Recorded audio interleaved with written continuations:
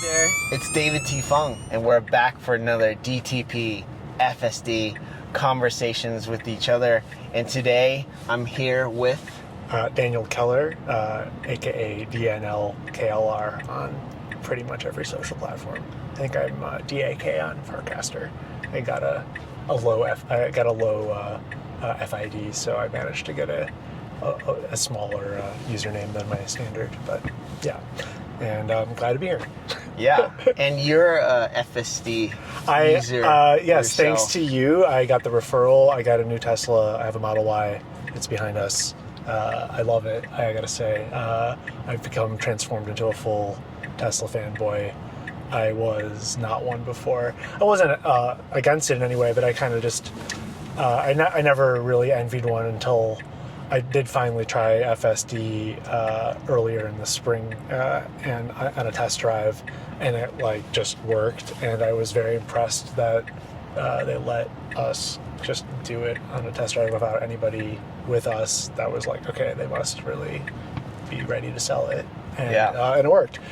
So I got it, and it's a really good deal, and it ended up being, at almost the same price because of like the interest rates as my Ford Escape that I'm going to be selling later today. I finally got the title transfer that I needed. Awesome. I'm going to sell it. So yeah, I was like, okay, it just like literally makes more sense to have this car than pretty much any other car. And I've managed to just be charging it off of normal, 120 whatever volt power.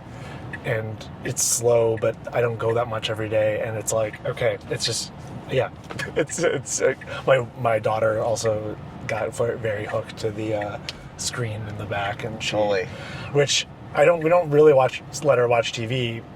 She doesn't have an iPad, not yet anyway. But I gotta say, it feels like like Joe Camel, like when they were advertising cigarettes to kids, kind of explicitly. Yes. I feel like this is their plan to get kids hooked into the Tesla ecosystem from before they can speak. Screen culture, games, yes, the fun toys, toy box on here. Exactly, as well. yes, I got a lot of that. I was like at a Whole Foods just waiting for my wife to get some groceries yesterday, and there was a Tesla next to us, and I saw this nurse get into her car, and she like was eating her lunch, and she put some TV show on her Netflix and watched it, and on her break, and went off, and I was like, okay, that's like, I had never actually seen that kind of like normie Tesla user behavior before, but it was like cool to see in the wild, I gotta say. Actually, yeah, I was like, okay, it is like, I don't know, it feels like it's so easy for other car companies to replicate that, and yet they just don't for some reason. I don't quite get it. It's frustrating because I'm from Detroit originally, so I think about cars, I guess, slightly more than the average person that isn't from Detroit. Probably less than the average person from Detroit, but more than somebody. Yeah, can you call them the manufacturing car primes to say? And it's hard to. Yeah, I mean, it's like hard to call them the lead. It's like, but it's bizarre that they kind of just like abdicated their leadership so thoroughly by becoming, I don't know, I guess overly financialized. Not that Tesla isn't, but Tesla managed to become overly financialized in a, I don't know, maybe you could argue semi-fraudulent option strategy way, not in overly financialized in the like 80s nickel and dime private equity way. More modern, even the financialization schemes, So well, speaking of Tesla, you suggested that we head to the Tesla diner, so let's take this FSD experience on the road. Let's go. Navigate to the Tesla diner. The special Tesla Diner app is a nice feature, I gotta say. Yeah. The one button experience. The one button experience. Food ahead notification there. It's very, I will say, very hesitant on this intersection here. Yeah, let's see how it does. We'll see how it does, but it'll wait. You'll see. It'll just like, especially if there's a car behind us, it'll be really scared. Yeah, it sees the Honda there. Okay, now it's going. Okay, it manages. Yeah, in the daylight conditions, it's relatively fair. Yeah. But at night, that's where vision, even on the human perception side, of course, it's not as good. we're slow. Our reaction rate is slower. Yeah, I mean, I did get the Tesla insurance in the end, and there's the safety score, which is truly the most Orwellian piece of software I've ever actually had to like deal with in a daily life, where it's literally influencing my behavior with financial incentives. Because it gives you a safety score, and some of the things that it takes points against is just driving after 11 p.m. That alone is just considered unsafe. I did not know that. Which is, I think, probably true on a statistical level, but is not very fair on an individualistic level. Because, yes, probably...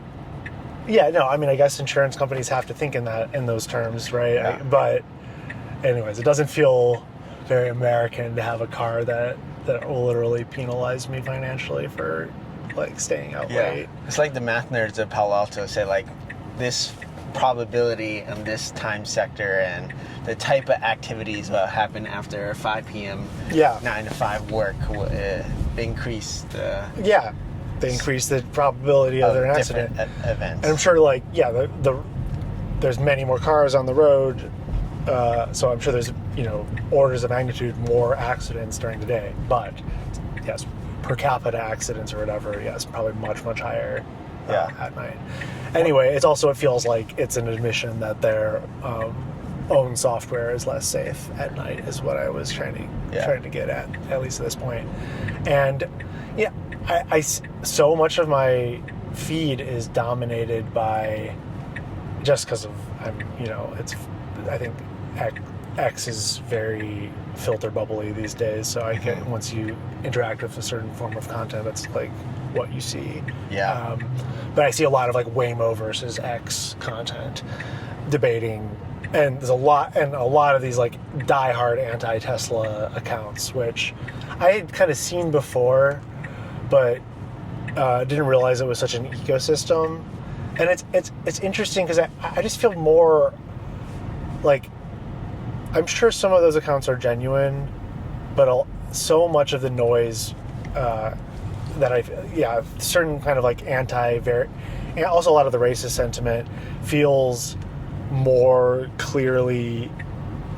Well, to me, it feels like there's some type of conspiracy, and there's powerful people controlling botnets, which compared to, the Internet Research Agency of, the Russian kind of troll farm era that was overhyped in 2016. Now, imagine, almost 10 years later, what you could do with LLMs at scale. It's I imagine that there's just a lot of manipulation happening all the time, and I feel like I'm being manipulated. And I think with any kind of especially with a stock, that it's also a little bit scary with this one, I will say. Let's see. Yeah, with the 2000s. So this is, I feel like. This is where it creeps up too much. It's definitely, I intervene. I pretty much just don't let it do this one. And to be fair, this is an insane on-ramp, and in general, this whole freeway is it's one of the earliest in the country, and it's so obsolete. It's designed for Model Ts to be going 45 miles per hour. Yeah, it was originally designed as a street road converted to freeway. Right. Now modernized to 55 miles per hour plus. And people generally go 70, or they tend to. Yeah. It's a scary road, but it's kind of, I kind of like it. It's very video game, the curviness and the antiquity. Anyways, but back to the botnet thing. I can see that there is a lot of people who are actively shorting the stock, and there's this huge sentiment, and there's this debate between Waymo and Tesla over their... Yeah, and it seems like the internet has changed from the rapid network effect where velocity, you just get instant speed, real-time news to the timelines, to now there's a delta V, a change in direction, the speed, how the formation comes together, where this side, that side. Even creating the sloppy things on the internet, creating that fast. It's now the access is to the everyday user as well. That's with true. The free tiered versions, and how Google is really accelerating its video model at a rapid rate, coming out of nowhere. Yeah. As well. Like, what is your State of the Union take for the state of the internet? Okay, and that's the slop. Yeah, sure. Signal and the noise ratio. Well, I mean, I think it's relevant to what I was just saying. Like, I mean, the whole like dead internet theory from a few years ago, which was basically, I feel like a green text kind of like, you know, spooky lore more than I think an actual belief, was that even years ago, most of the like activity on the internet was faked somehow, and that most of the users actually were bots. A related term which I liked, which is very much another one of these sort of like almost like a sci-fi idea, heaven banning. Have you heard of this term? I have not. Heaven banning, and it was like, I think it was from a meme where it was supposed to be like a fake headline from 2027 or something, but it was from probably 5 years ago, I think. And it was about where users, instead of getting actually banned off the network, they'll get kind of just like pushed into their own fake eddy of a network where they're actually getting complimented constantly, but it's all by bots. And that's called heaven banning, where it's sort of like you just like quarantine the troll into something that they don't even know that they've been banned. And I'm sure that's like an idea that has various people have tried to enact in certain ways since that idea has been introduced. Parallel to the real timeline. It's all happening all at once. And maybe that's just like, there's a kind of a solipsistic kind of theory of like, okay, that's just happening to everybody. And that clearly is just this, what you were getting at in terms of it used to be kind of real-time consensus. This is what the feed was like for everybody, a global feed, at least a more global feed. Right. It is, no platform is chronological, and I don't think any of the platforms show you who you follow first. And TikTok, of course, it's a whole success is very much not doing that. Yeah.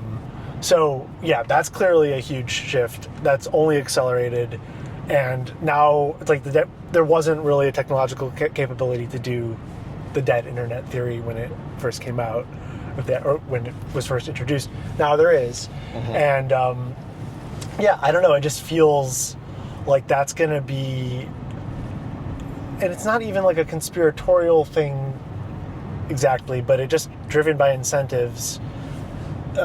What the default kind of internet is going to become more and more is just this sort of, like solipsistic personal hallucination. You see hints of that in the glaze mode GPT 4.0. Yeah. And again, like that wasn't a conspiracy. That's just literally, there were metrics that showed that type of personality increased user retention. Some product manager at OpenAI, it's like, it wasn't, I don't think it was any nefarious decision. It was just really kind of all borne out by the incentives that are kind of just exist in the system. And a lot of things are developed that way. And not to negate that there are live players that do things and have agendas, and their agendas are potentially idiosyncratic and not purely, rational and incentive based. That exists too. But anyways, I just feel like the default mode is going towards like Matrix, except for the Matrix was a consensual hallucination, which I think kind of shows you that's kind of the most dated thing about the movie. It's like a very 1999 version of the metaverse where everyone's in the same one. There's one side in the metrics where everyone is trying to move from MAUs, monthly active users, to DAOs, daily active users. Get that metric, get distribution going. Right. And then there's the internet turning from single player, early days web browser, to now multiplayer, and now the DAO model of like, there's also that a WoW model, or the new internet attempted with crypto, or being developed right now, whether it's in the infancy stage or Web 3.0, whatever that means, we're trying to get there. That's how we met on the internet. That's true. The yeah. new internet attempt. And I guess that I feel like at this point, I don't know if it's early, or rather that's just counter. It's just like counter to the actual dominant trend is what I would say. It's basically a subculture. It's like becoming more of a subculture even at this point. It's not dying, and the tools increase but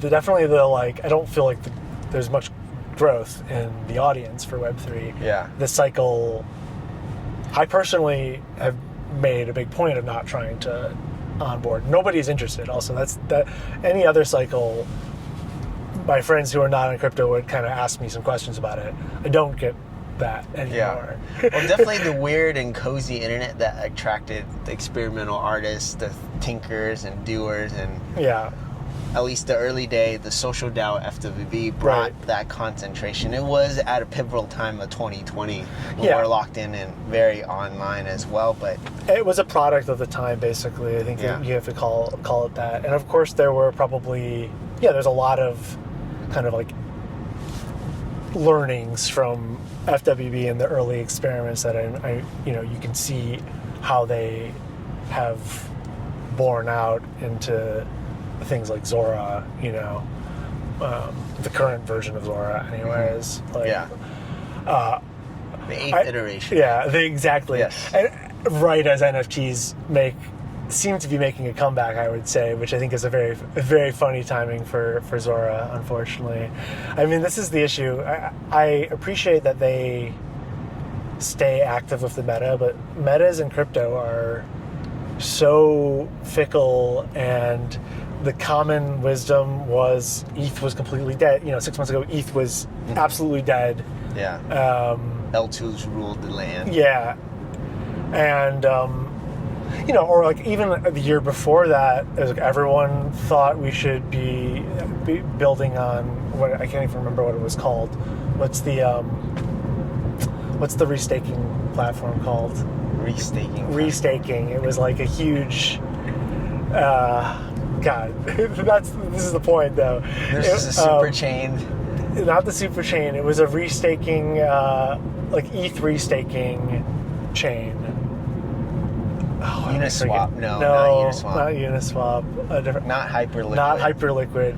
This is a perfect illustration of what I'm talking about. This was the talk of the town. I remember this was a huge deal. Everyone thought this was going to be the biggest thing. Fast. And everyone should farm this, and everyone should farm. And I'm sure it's going to be the same thing with the Hyperliquid EVM. And that also gives you, if you're really quick in the space, sure, that gives you an advantage, but it also shows you why it's really hard to build any kind of like really enduring institutions. I mean, I think Uniswap counts as one, for sure, but it's hard to build those, especially cultural ones. I see the platform in my mind, but I don't have the words for it. Do you know that? I can see the typography because I remember even who did the design. I could tell you.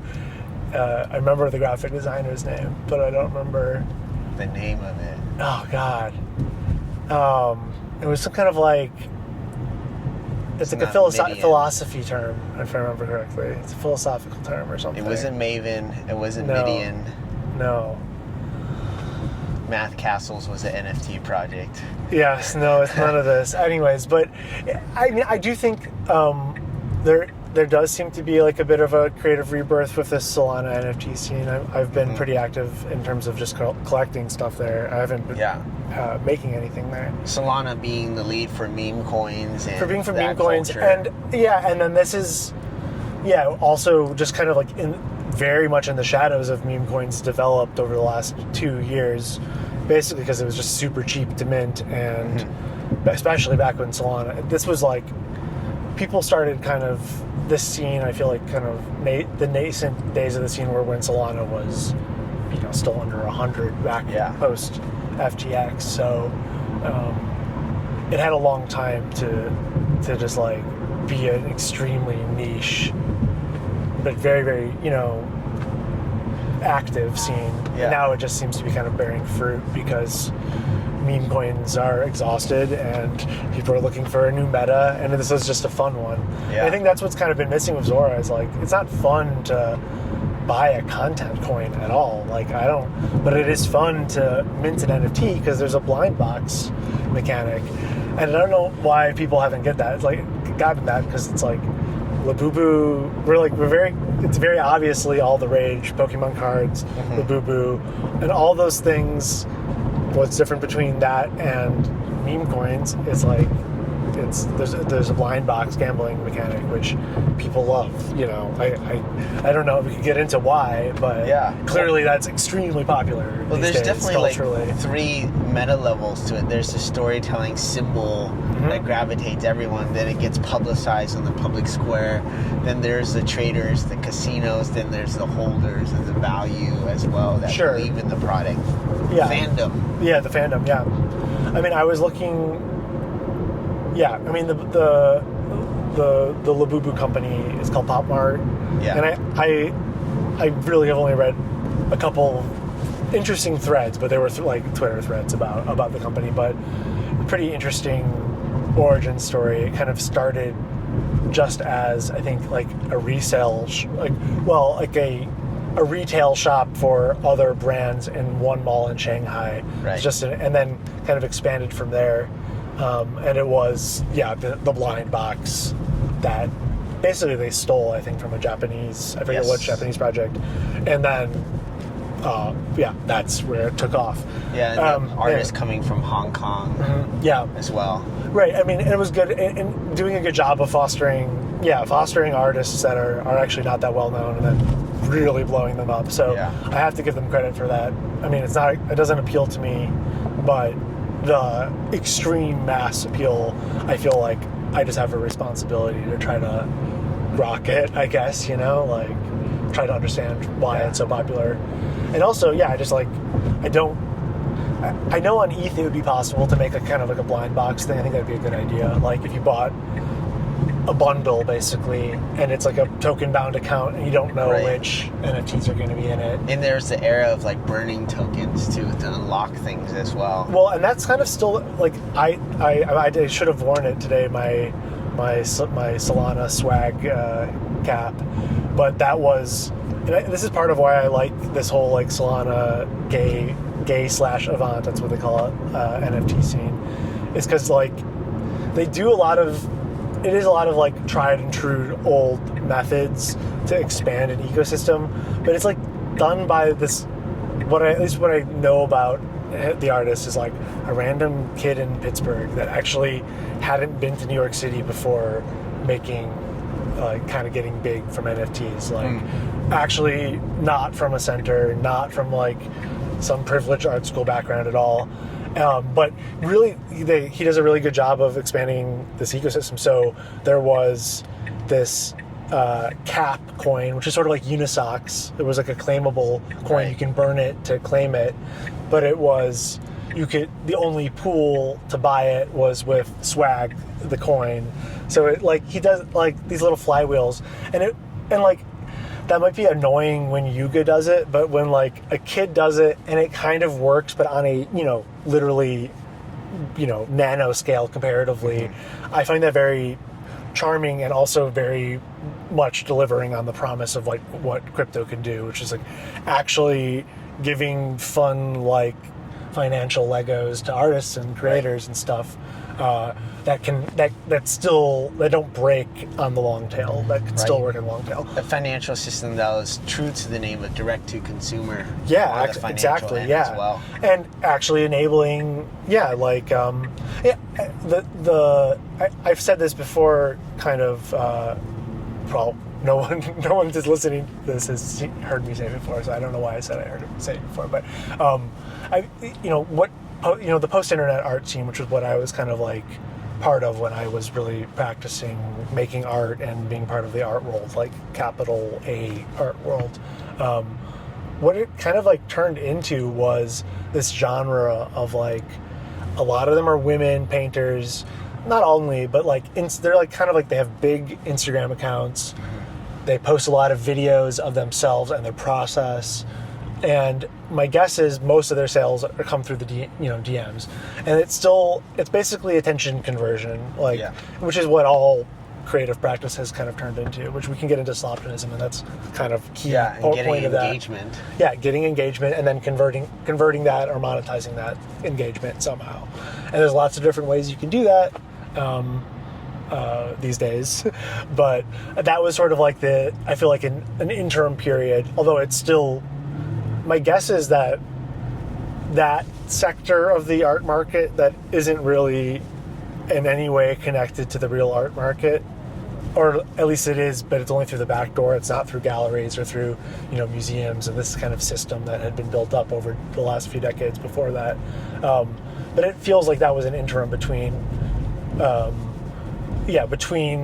post-internet as this sort of like art movement to explore the internet as a medium artistically within the art world constraints to now pure direct consumer financialization tools, and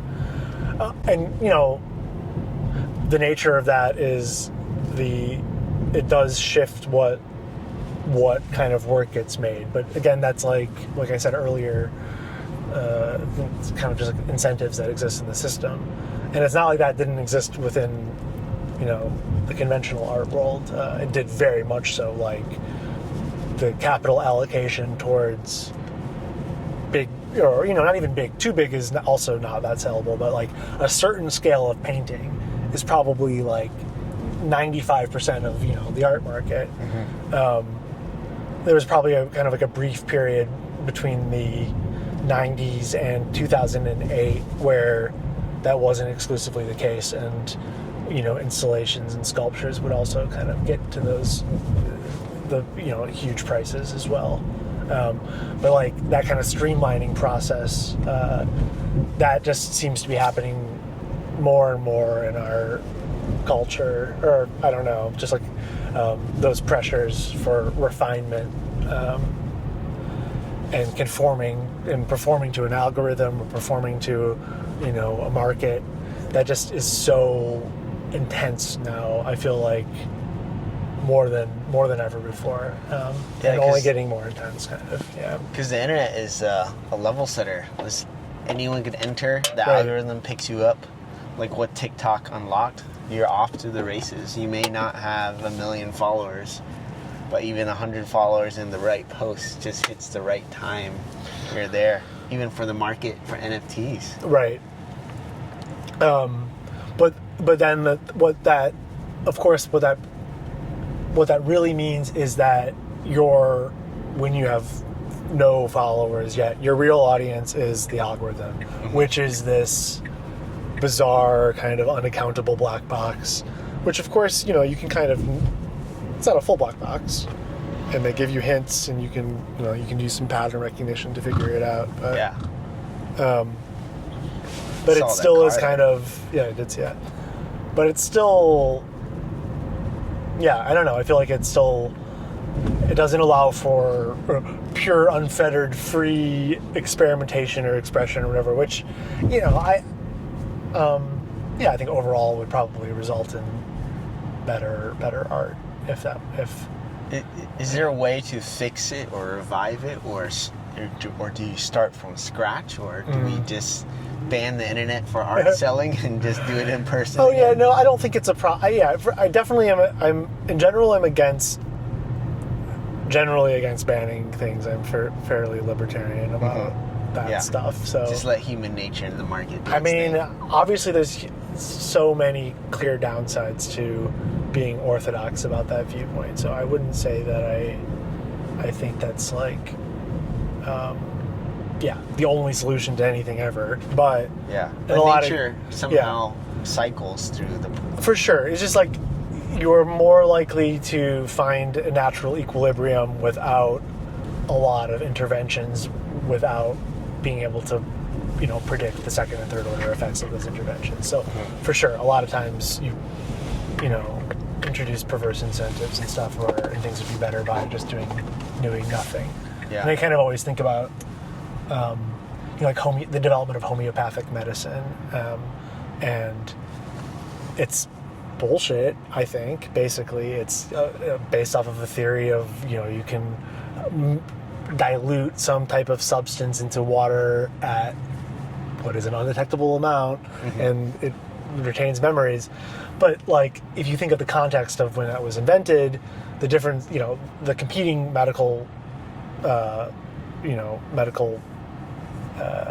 methods, whatever, were bloodletting and leaching and all the humors and stuff that was even worse. And so homeopathic medicine was basically doing nothing instead of that. And so it had so much of a better case, because placebo is better than negative interventions for sure. And so, yeah, I assume that there's a lot of other things like that, is what I'm saying. Yeah. I use that as it's part of my, rubric for thinking about things, kind of, is that whatever, historical fact. Yeah. Well, we're approaching the Tesla Diner here. I call it the mini Disneyland of Tesla, as it's like a physical attraction too, as more companies try to build experiences around here. It looks like the slots are full, so we'll have to go around. There's the backside as well. Yeah, that's where I parked. I usually like to go to. Okay, there. Looks like there's something going on because there's a Tesla tent back there. I would, I saw that they did the Starship launch viewing there, which would have been fun to go to. Yeah, I did that Tuesday. I see. Okay, when it actually launched. Yeah, and saw the dumlinks, the Starlink simulators. It was cool. It was. I felt Pez dispensers. Yeah, it was such a fun. It's so funny just seeing this like little conveyor, such a sophisticated system, and this little mechanical part that's doing it. I mean, it's very impressive. Yeah. Whoa! It is really. There's packed. a line going on here. Wow. Okay. Will we be able to get in today? We'll see. That's the question. That's interesting. I definitely had, I guess I don't remember when I went, but interesting that it's becoming more popular. Maybe there's some special event, but either way, part of, we were talking about earlier, all these like Tesla FUD accounts, and a lot of them were talking about how the Tesla Diner failed already because they had to like get rid of a lot of things on the menu. And it's like, it's because it's swamped, obviously. Yeah. And also that's like just food and beverage world as well. You want to build out your supply chain, your production line, and yeah, this is not like something that they have experience in. This is their pilot. I get why Elon is controversial.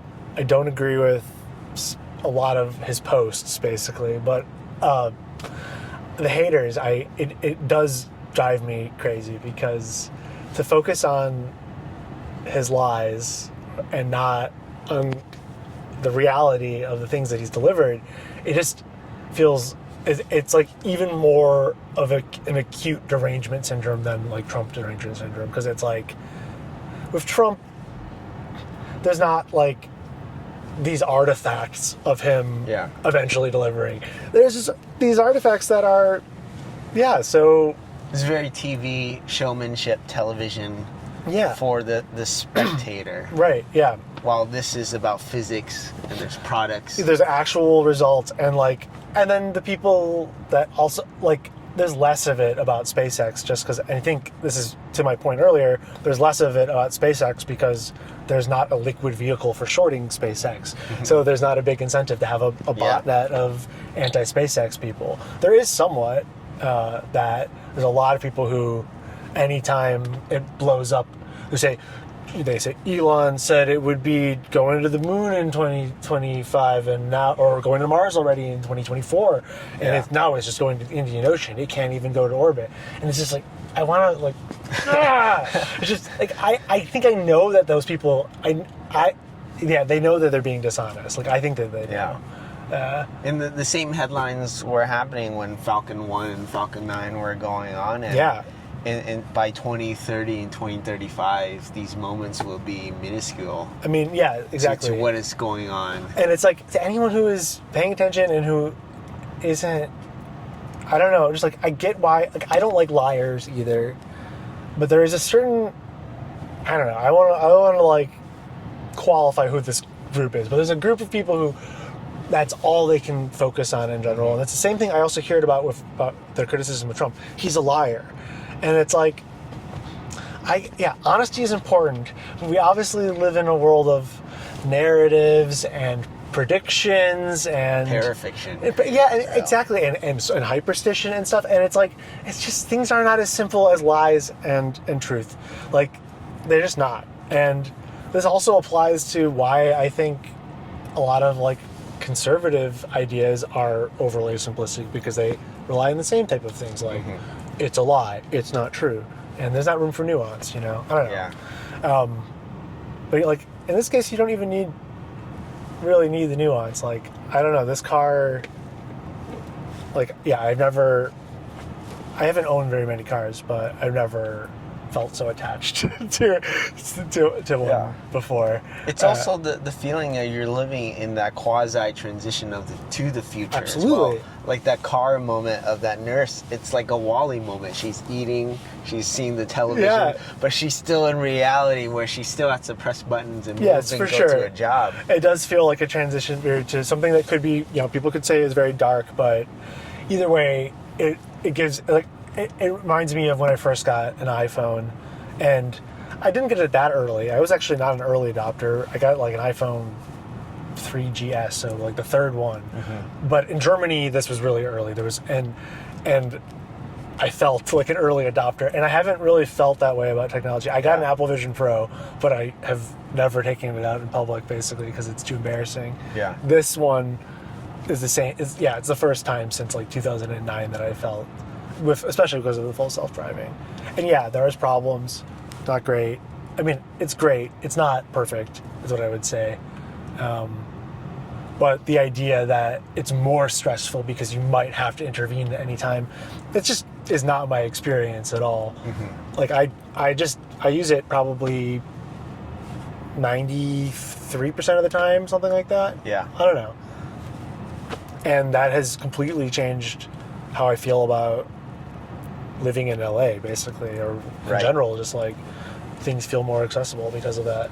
Yeah, there's the pressure of rush hour, merging lanes on the 110, the 101 going south. It's the worst. Or the 10 section maneuver you need to do. And having that computer that is doing it on your behalf while you still check it, at least in this current state, it's very helpful in the mental, though. Yeah, I think it's still a huge leap. And, I mean, we'll see if he was a lie. This is another Elon lie, but we're supposedly getting a big new update in a few weeks, right? Probably at least maybe the last supervised. People are hoping that we get the last update of supervised and we'll head towards 14 next year or by the end of this year. Yeah, we'll see. I could definitely imagine that that's not going to happen. But like, I mean, we can get, like, part of what annoys me is, like, about the Waymo Tesla dispute is, Waymo. I think Waymo is really cool too, and I also, you can just buy Google shares and Tesla shares and see which one works out. You don't have to no one knows really. I don't think which paradigm is going to win. There's a lot of policy that has to go through too. There's also that, and a ton of lobbying to grant a winner. Yeah. I do think that some of the arguments that I see Elon using seem disingenuous about sensor fusion. Like, it's not, I get it, but it's not an intractable problem, obviously. Yeah. Vision still has a long way to go. Also, just like these cameras are not as good as eyes. They just straight are not as good. LiDAR at least is better than eyes in some metric.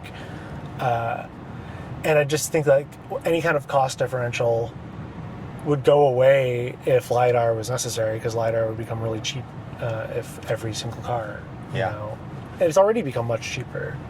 We have LiDAR, on our phones. We don't use it very much.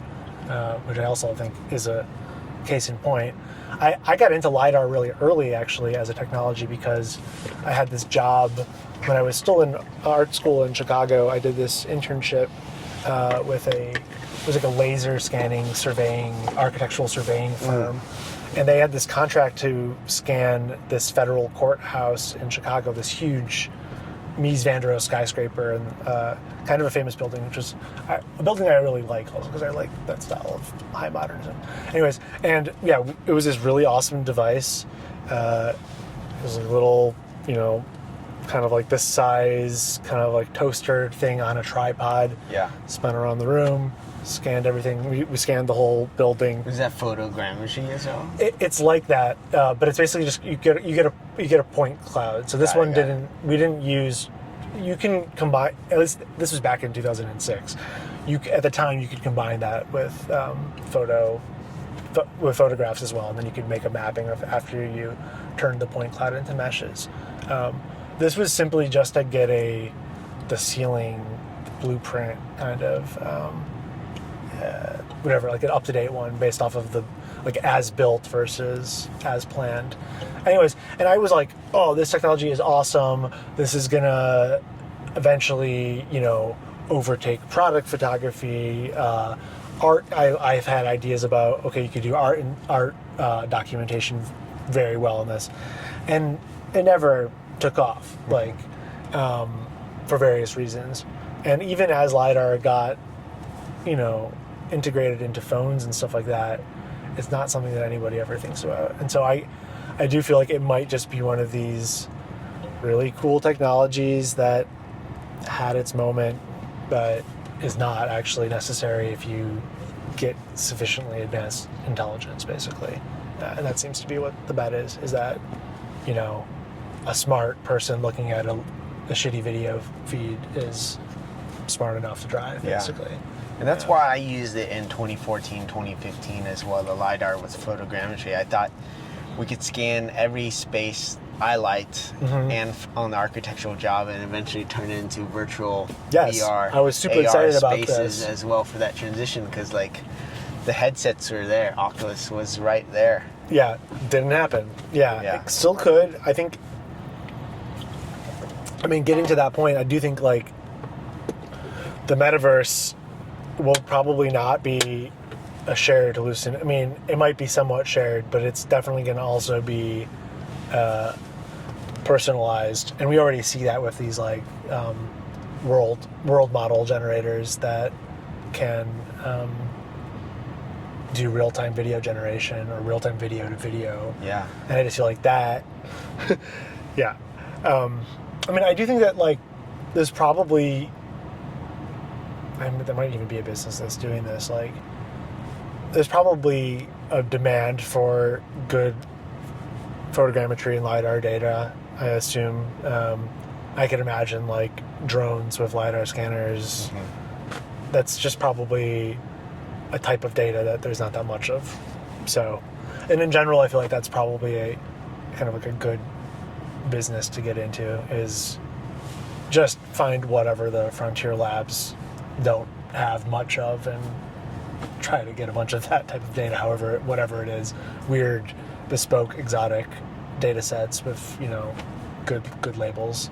There are a couple startups I'm talking to that are using drones and different LiDAR systems to scan railroad tracks around America and electrical lines, at least the major infrastructure lines that move power across the Southwest, and scanning those wires, trying to see if there's any defects or different anomalies as well. Okay. To cover more ground at once, because it's not humanly possible to walk all the tracks of America from here to Chicago to Detroit. Definitely. I saw a very dystopian plan to have these security drones in schools that are operated by professional drone racers when there's school shootings to do crisis surveillance. Yeah. Which is insane, but it's also just thought it was very funny to me that there's a crack team of drone racers ready to take on school shooters is just like a very 2025 type of solution to that problem. Yeah, very absurd solution. Yeah, this is where the thesis is like, what did the nerds do on the weekend become like the norm product we use? And actually, I'm a nerd in drone racing. I'm not currently racing right now, but I hang out with some FPV. Oh, really? Cool. Drone racers down in Long Beach, and they have their solder, they have their boards, and they have their frames, and they put it together and build a track and race, and they're off and going. Speaking of exotic data sets, I feel like if you could just track the inputs really carefully, and that would be probably valuable data, I imagine, for military applications, is what I would guess. Well, the racers are already going to Ukraine to help people in 2022, 2023. And well, I'm just, the drone, we could talk about that. Yeah, that has been a very, obviously a terrifying thing to watch, because I do think when I see that type of the drone proliferation, I'm like, this is what is gonna get us. This is the stuff that is gonna be imported home at some point, and I am very afraid of getting hunted down and killed by a drone in the future. I gotta say. On the civilian end, 2 weeks ago, there was this DJI drone flying near the San Diego airport. It was just about 10 meters away from where the planes landed. In San Diego, it's a single lane to take off and land, and there was no way to disarm the drone or paralyze it. It was just sitting right there. Oh, that's crazy that they wouldn't have anti-drone stuff at the airport yet. It's not like that's a solved yet. Like that's a solved problem. There's actually a live stream. I'm a fan of like live airport streams. Sure, totally. And this guy caught it right there. Do you think there's any way to if you were, this is another start, I'm going to do some startup pitches, but like, is there anything to gamble on in those? Is there anything that like people that watch those streams are like, obviously for accidents is what they're looking for, or crashes. I guess that's kind of like, that's the money shot, what right? type of planes or what type of planes. I mean, that kind of stuff is, I guess, already can be known, right? Yeah. So I don't know what would be you'd only be able to see in there. Yeah, because a lot of it's enthusiasts, hobbyists, nerds. I'm just like, what are they looking for? Like, what's the one out of the million anomaly? I guess that really is what it is, right? Yeah. So that's what you could gamble on. Yeah. Because I just feel like, you could use a vision analysis model and LLMs to create like prediction markets for arbitrary media like that, and I think that would be very funny. Or like, there's these streams of like bears catching salmon in Alaska in the river. Yeah. Let's bet on this, Like, I feel like that's optimistic culture, right? Yeah, with Polymarket and it's all legal now in the U.S. Context. Do you know this company?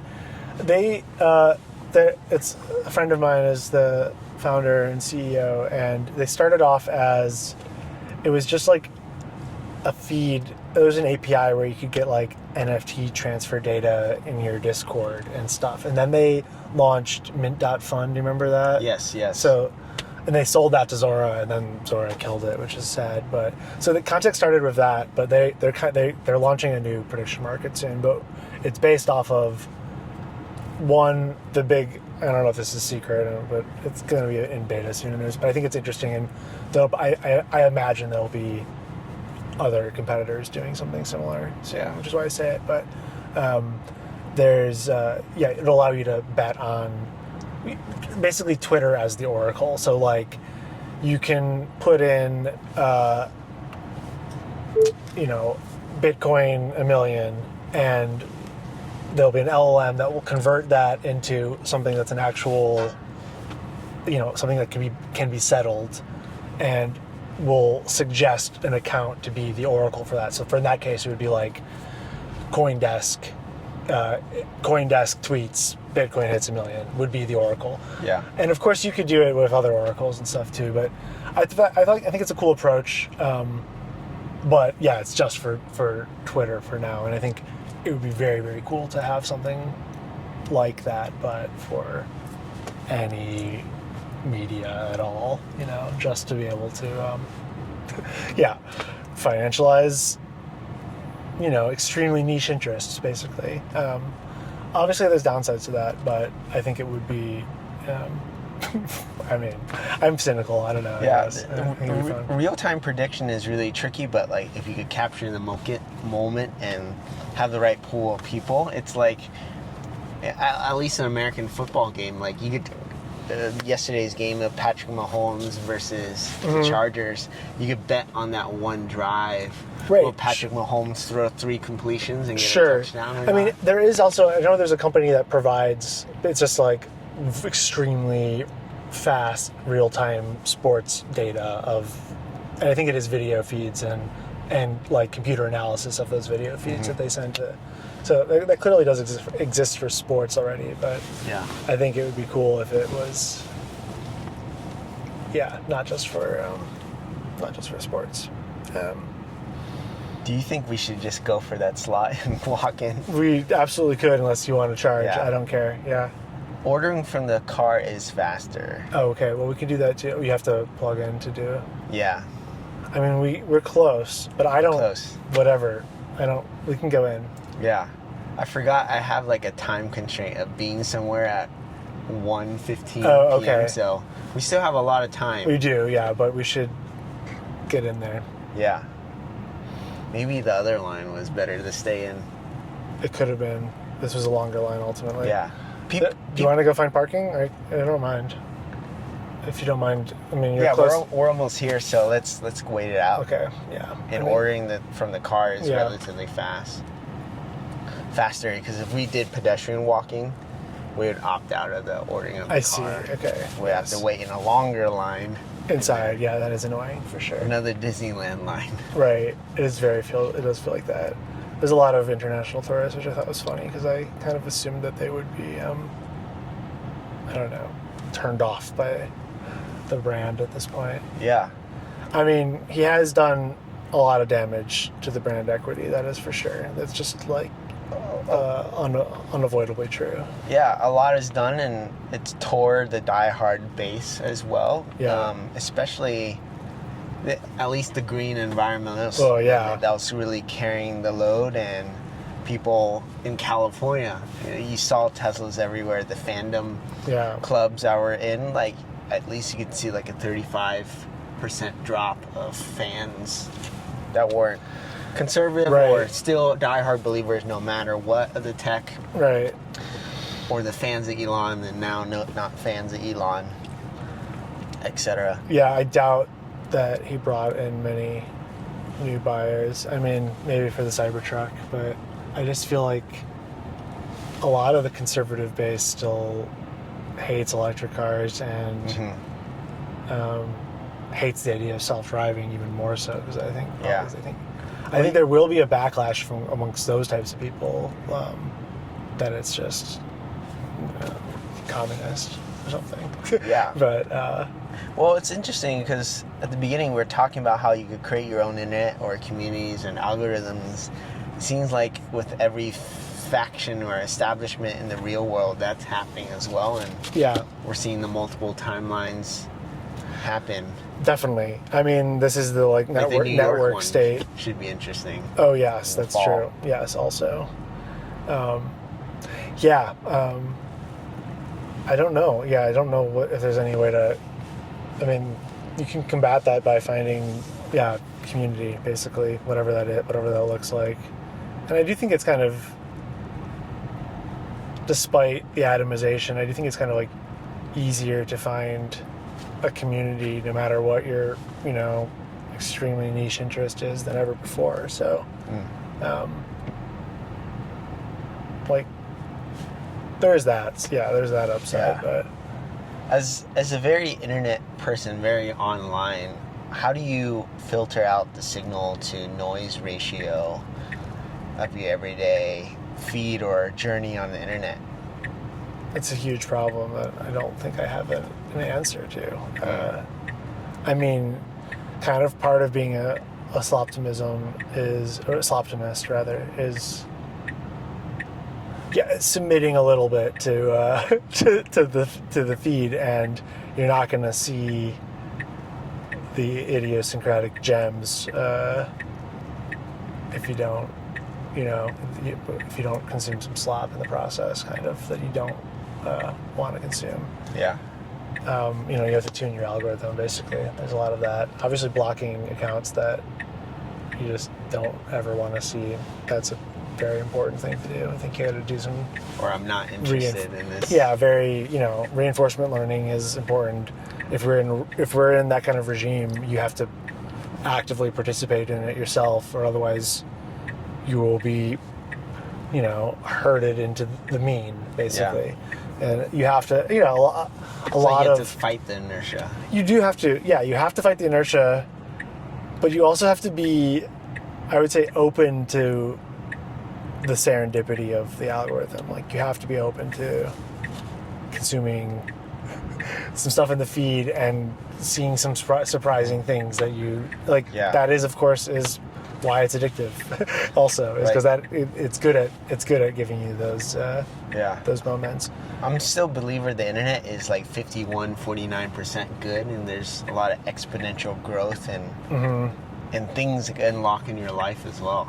Absolutely. But it is a mixed bag for sure, and you can totally drain your energy and your focus and all sorts of things. And well, you as a family man, like, that has forcing functions to ground you, to have that love, that care with your child, with your wife, and grounds you as well while being online. I mean, yes. While most young people, men, that's true. Have that. Definitely. I mean, I guess that is a big. I take it for granted at some point as a differentiating feature, but sure, yeah. I can log off, and there's some real tangible reminders of humanity or whatever. That's important. I guess a lot of people don't have that. That's true. Yeah. Nice. We're so close. This is wild, yeah. Yeah. Never seen... See how FSD does this, or not. Yeah.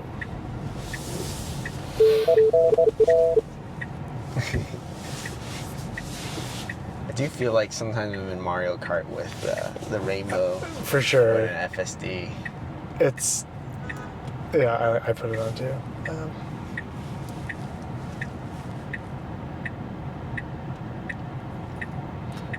Is this the newest Model 3? This is the Highland?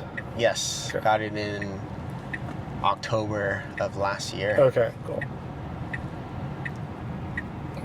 It's mostly the same as mine, I see. The interior is pretty much the same. With no stock, though. That's the difference. Prefer no stock. No stock at all, I see. Yes. I see. Yeah, I'm for the buttons. I don't miss having the... I mean, my last car, I had a stupid dial that I hated instead of a gear shift anyways, so... Hi, good afternoon. Just charging today or dining as well? Charging and dining. Got you, okay. Just wait for a second. I'll let you know once there's a spot, okay? Thanks.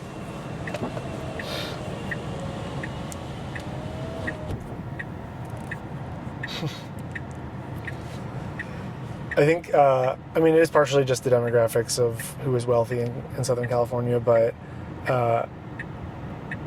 I think only with Asians it feels like Elon, there's been no real reputation hit.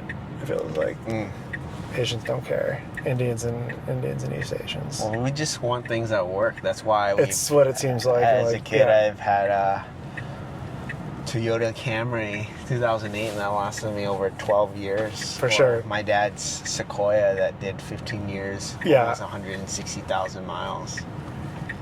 Exactly. No, I mean, it's just like a product of it being rational. I mean, even in my neighborhood, I've seen a few new ones recently, which I thought was interesting, and I've seen none of the new ones have any anti-Elon stickers on them, which I feel like in general that trend has peaked. But yeah, I mean, the meme fades when you don't have like the energy and the synergy. Everyone has their own lives to get back to. Sure, yeah. There's the diehards, or the people that continue to bang their drum every day, but that tribe, that cohort that is protesting during those times, it dies off. Sure, and it's also just like, in theory, I mean, he's Trump's enemy, so shouldn't you be on his side again? I don't, according to their logic. Frenemy or something. I guess so. In between. But he wasn't. I mean, him not being invited to this AI summit was quite a snub, considering him not getting invited to the EV summit in 21 was kind of what led him down. For that tech dinner, it's not confirmed or not, because Jensen Huang wasn't there as well. That's true. I was looking at the list where it broke down all the different people. But he's not invited. He's not invited in the White House. I think he's probably not allowed back in the building because he. I see. Well, he got into like a physical fight apparently. Right, with Scott Besson. Yes, right? Exactly. Yeah. So that'll do it, I guess. Thanks. You guys. Awesome. Let's utilize this auto park. I do like this feature a lot. Yeah. Being able to parallel park and not worry about those tight moments. It's nice. It's helpful. It's funny because my wife only just got her driver's license a few months before we got the Tesla, and it's like she already doesn't. I mean, she's not a very good driver yet, but she will never learn, basically. Yeah. It's kind of weird. Shall we do this live and order the food? Let's do it. Go for it. You're my guest. Go for it. I'll get you said the chicken sandwich is good, right? Yeah. Okay, I'll try it.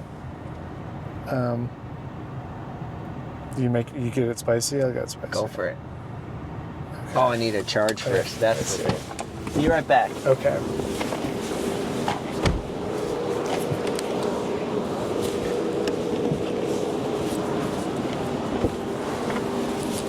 We need to plug into the matrix first. Exactly. And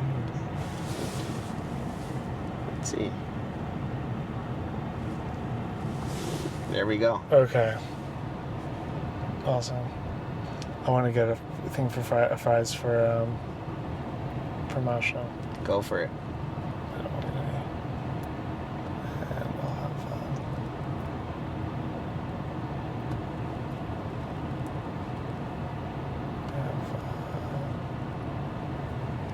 we don't have soda.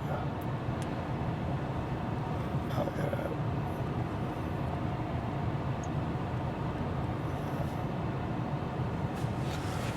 Okay. Thank you. Of course. I'll get you next time. I like the matcha smoothie. Huh. Why not? Nice. Is it a matcha milkshake? Why not? Let's go matcha for it. mixed with milkshake is what I would guess. Sounds good. Let's go for it. Should we have delivered to car? Why not? Yeah, go. Let's do it. It's the full experience. Or do you want to film inside as well? I don't care if you want to. I don't mind. Yeah, let's deliver the car and have that classic diner feeling. We'll have that feeling. Oh, too late. You tipped them too much, but I guess they're delivering it to us. It went fast. Watch the wacky races. The media there. Yeah. I mean, I guarantee you there's going to be some other car company that's going to try something like this and fail. It feels very likely. Lose Cruise World from Ford. Yeah, exactly. It's just so... Yeah, like, I have the hometown, I root for them a little bit. I had a Ford before, partially for that reason. I bought it in Michigan because I can get a discount. Yeah. And...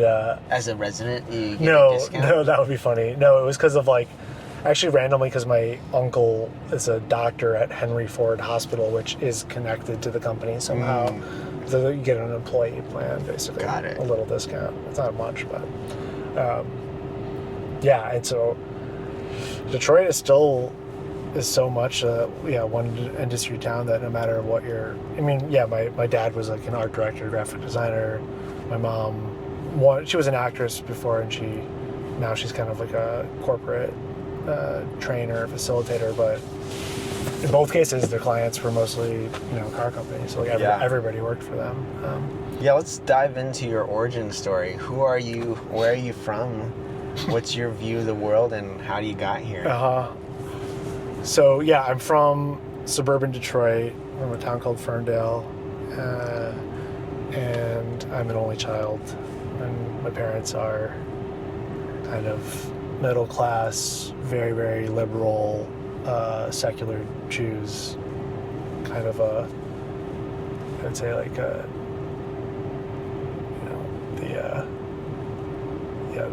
good example, I'm forgetting the word I'm looking for. Not the epitome, maybe the epitome of that nice liberal Jewish family.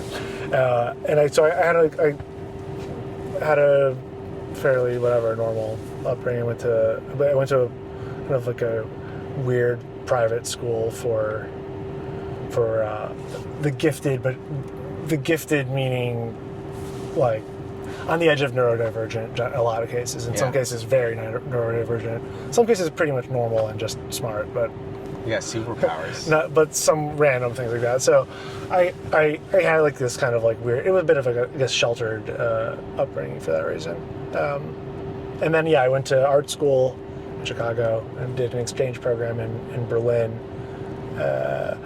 when I was 20. So I moved there when I was really, really young, and I stayed there for 15 years and really kind of like grew up in Berlin, but did not in any way assimilate into German society. I learned German incredibly badly. The classes I took were in English. There were foreign professors in English. It was like the art world operated in English. All my friends, the common language was English, even the German ones, because they were the ones that hung out with foreigners. So I just kind of didn't assimilate. And the longer I lived there, the more I kind of felt American, I guess, or like realized that I identified with some core American kind of thing. So Berlin is one of my favorite cities in the world. Were you living on the east side or west side?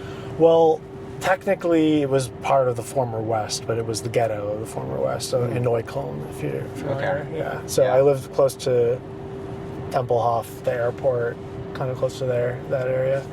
And it was nice, but very, very mixed neighborhood. A lot of Turkish immigrants, then a lot of Turkish immigrants, and then kind of like artsy hipster gentrifiers as well, and some Germans, but overall that was like kind of the minority in that neighborhood. And then increasingly not just Turkish people, but like Syrians and other Iraqi and Afghans and kind of other like refugee populations that started showing up, and that was kind of the neighborhood where they all ended up. So that I saw it kind of the neighborhood.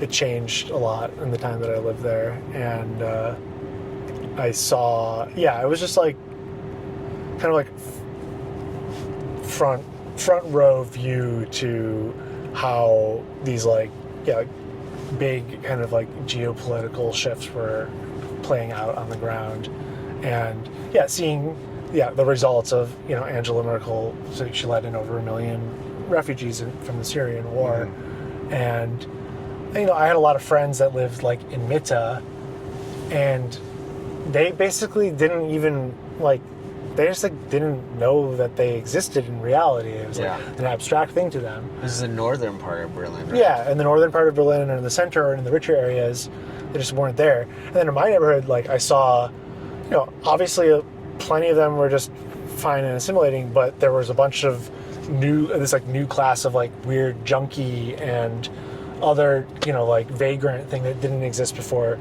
that came with them. And it wasn't actually even it was the Turkish people were the most aggressive towards them because they were giving them a bad name. And it was just seeing those dynamics play out in reality, and then seeing how it was interpreted by liberal friends that didn't see it. I don't know, just kind of like started sparking, not like a shift in beliefs, but like at least more skepticism about certain narratives that I had kind of taken to be just consensus standard, like neoliberal kind of beliefs. What years were you in Berlin from? 2006 till 2021, so very, very extensive period, and saw a lot of changes. And when I first moved there, it was really the I think the tail end. It kind of was already probably over the golden era of like you being able to find some squat in downtown for free that like would now early be New York City. this type of like colony. like back when it was just bombed out still, literally, that had already more or less been cleaned up by the time I lived there, although not quite. And then it became the center of kind of like the post-internet art scene and contemporary art in general for at least a few years. It really felt that way, especially like the center of the center of like artists. A lot of artists would be based there. Their galleries would still be in New York or in London or whatever, but it was like the place to be. There was a really there was a dialogue that I felt like I was a part of. There was actually there was the necessary conditions for there to be like an art movement to come out of, because there was like enough people in one place and enough discourse, and it was cheap enough still, but with enough access to capital. It was like kind of a perfect condition, and that definitely got supplanted by it becoming like a startup hub. And it's the same story as in Silicon Valley. There's been numerous attempts by big galleries to like try to open up, that even Hauser and Wirth, a big gallery, is just opening up one in Silicon Valley. There's been this attempt to get tech wealth interested in collecting art, and it has never, it works somewhat, but basically it doesn't work. It hasn't supported the market like they hoped.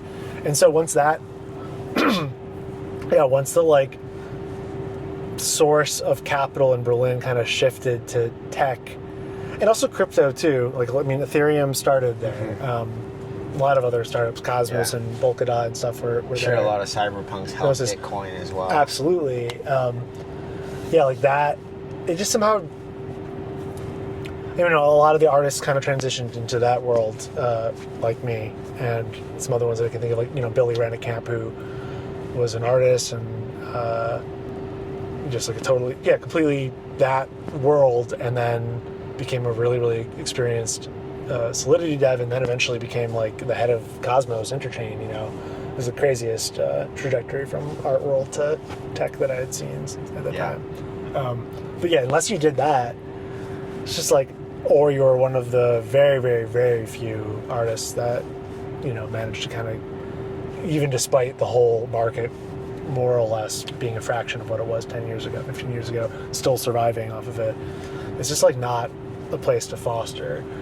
And I think all the artists that are successful there now are old, at least my age, or older. They're all like in their 40s probably.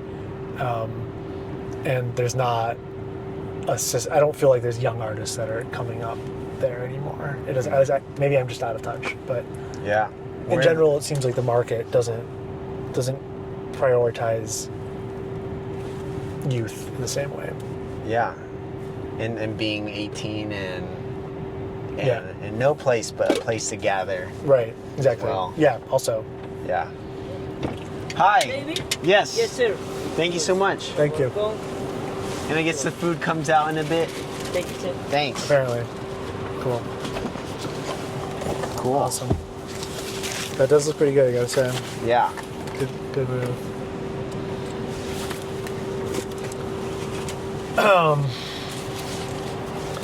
So I don't know.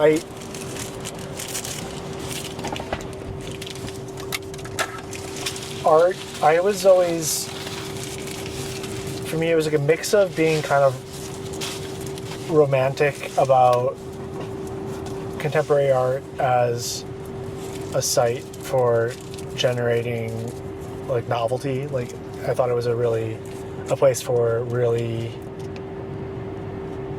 unbridled experimentation.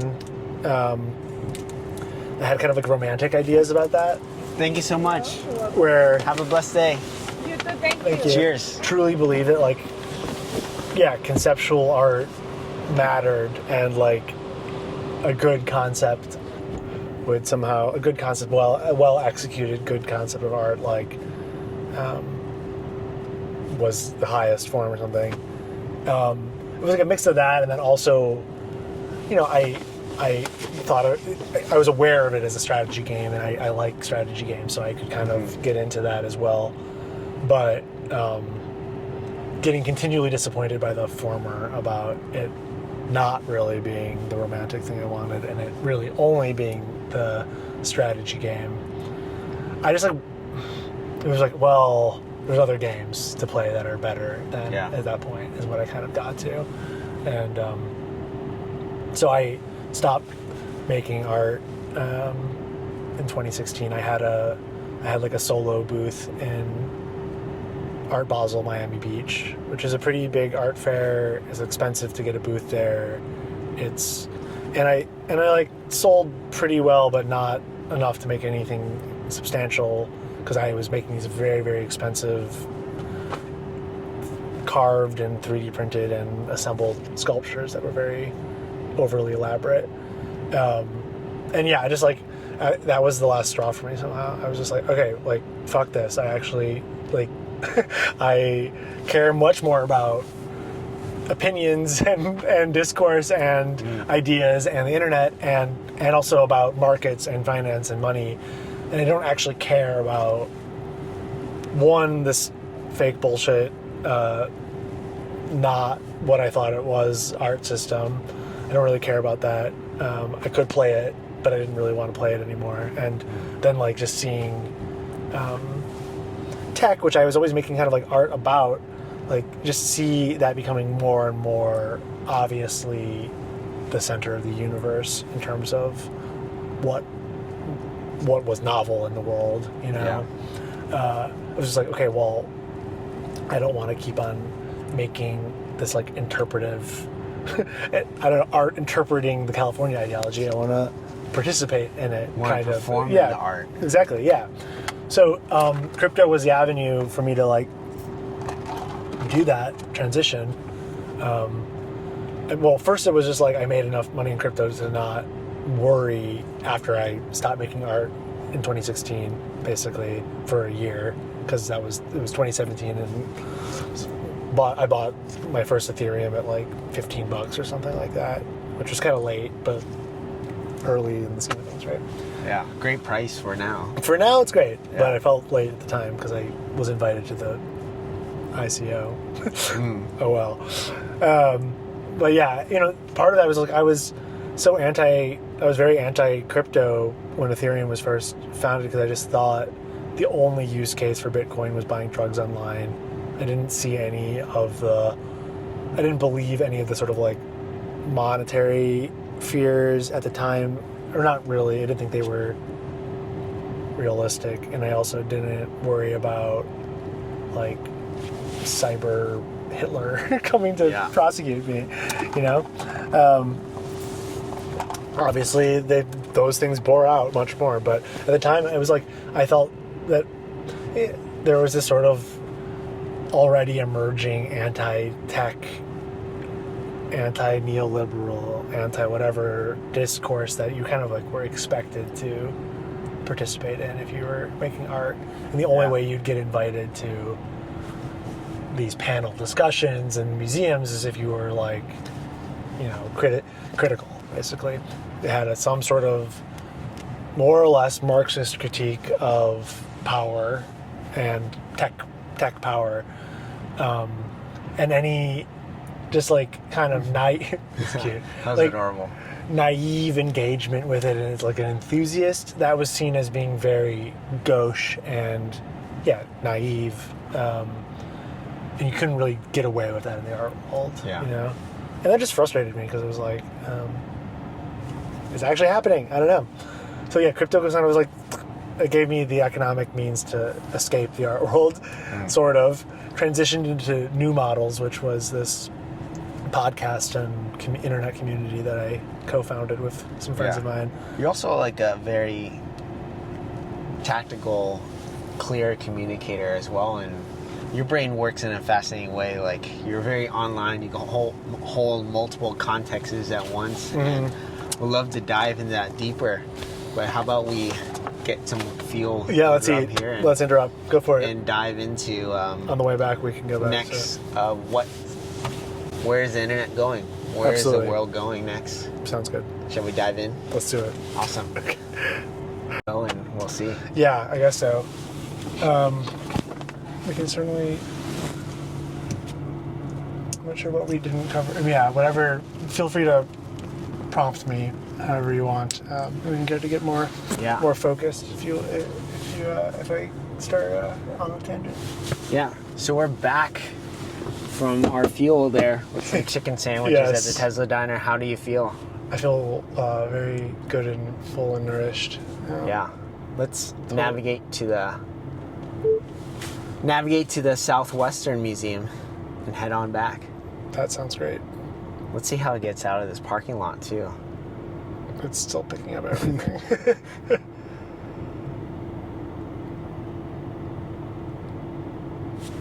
There we go. There we go. It's too bad the museum is closed permanently. Yeah, it's very sad. Isn't the Manifest Destiny painting in there? It's in the actual Autry Museum. Okay. We went to go see it a few weeks ago, actually. Okay. I thought it was in there, and I was like, I've never seen the painting before. And it's very small. Yeah. You would expect it to be. I kind of thought it was like a.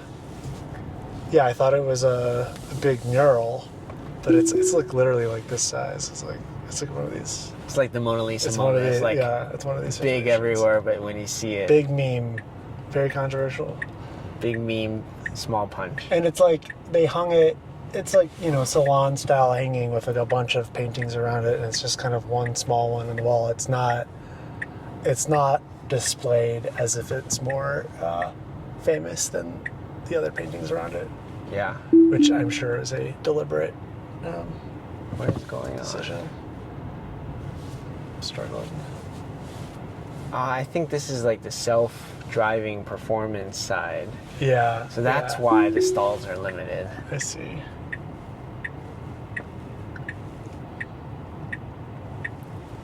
No wonder these cars look nicer. I was like, why haven't these moved? Up there. I see, yeah. So it's like a little Autopia, full self-driving there. That's very funny. Cool. But where is the internet going? Where is technology going? Mm-hmm. We know space. Right. Trump had the EO to open up space as commercial for low Earth orbit, for more launches, more activities to to expedite the process. Where do you think things are going? What's the world you want to see? Well, the world I want to see, I don't know. I guess I don't think in those terms so much, and that's part of my. I don't know what I would consider my ideology is kind of like unconditional accelerationism. Unconditional, not because I demand it at all costs, but more like I believe that we've covered this multiple times already, but like certain scenarios are kind of baked in based off of incentives that exist in the system, and so the most accurate predictions that I think one can do is trying to figure out what those incentives will lead to. Mm-hmm. And that's hard to do, and also of course that still implies that people are going to rationally respond to incentives the way that they should, but I still overall think that's what kind of like our economy does do that, and maybe individuals are irrational, but as a whole we kind of tend to operate that way. So, yeah, I think techno capital is accelerating. It's accelerating to the point where it's fully independent from labor as an input, and subsequently labor as a identity and as a politically viable organizing group is just it's on the end. It's at the very last stages of and so what it actually feels like is kind of like it is an end of history kind of prediction. At the same time, I don't think that literally, like, I think one of the main features of what I think is going to happen is sort of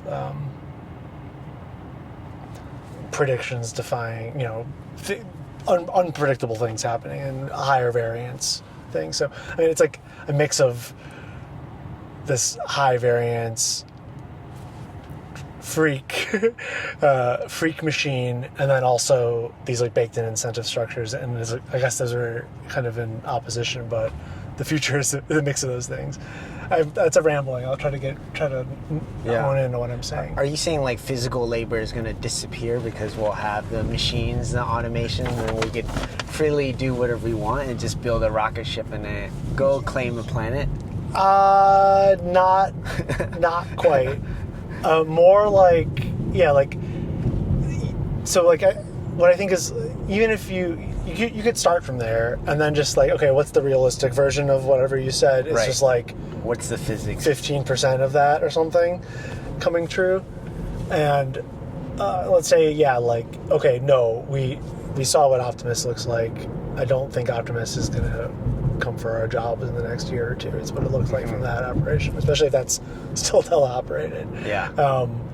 So clearly it's not any kind of like serving popcorn. Yeah. It's not like literally gonna erase labor, but if